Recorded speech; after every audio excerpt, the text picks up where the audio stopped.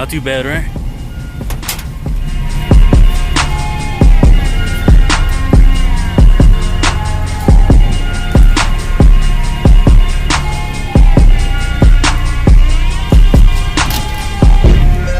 Once I put the other wheels on it, the one with the spinner, that'll be about it for now.